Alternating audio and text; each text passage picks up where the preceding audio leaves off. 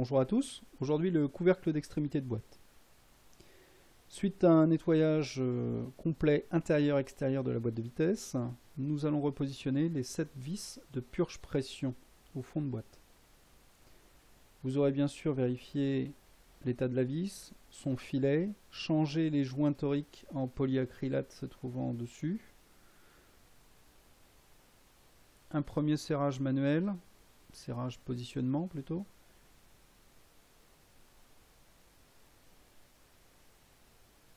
et par la suite vous effectuerez un serrage double à la clé dynamométrique en 2 passes. Première passe 8 Nm, deuxième passe 9,5 Nm. Cela va vous permettre de bloquer les écrous sans avoir recours à des cols genre frein filet ou autre. Je vous rappelle que le frein filet en séchant durcit bien sûr. Si jamais il se désagrège, ces morceaux pourraient se retrouver promenés par l'huile et aller jusqu'à des points de puits, jusqu'à boucher des orifices de circulation d'huile.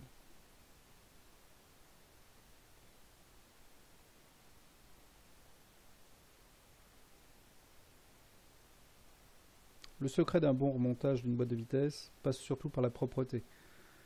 Soyez très méticuleux, insistez, prenez votre temps. Dans tous les cas, il vous faudra la désosser intégralement. Donc retirez les joints, changez-les, quoi qu'il arrive, même s'ils vous paraissent encore bons, ce n'est qu'un leurre. Une boîte de vitesse qui a chauffé fait que les joints ont chauffé et dans le temps ils vont craquer, vont vous créer une fuite.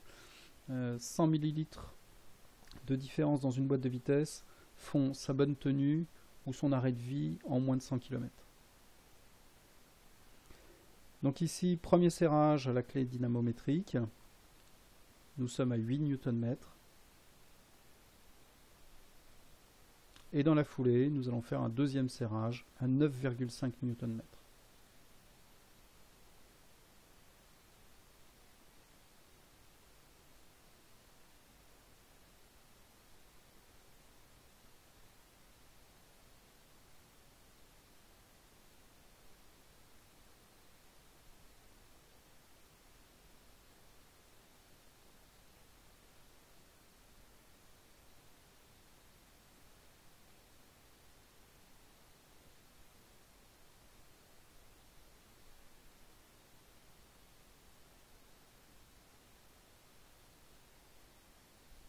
Voilà.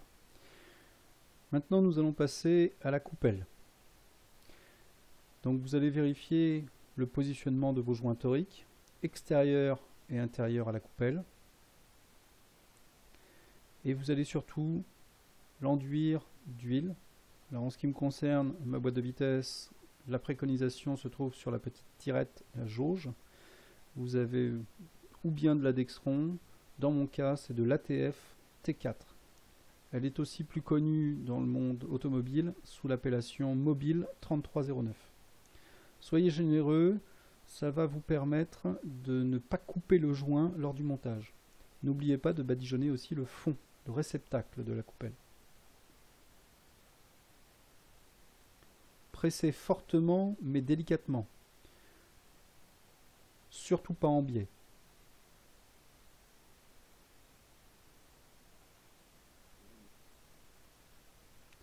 Nous posons le ressort de fond et nous allons voir comment on peut positionner le serre-clips de fixation.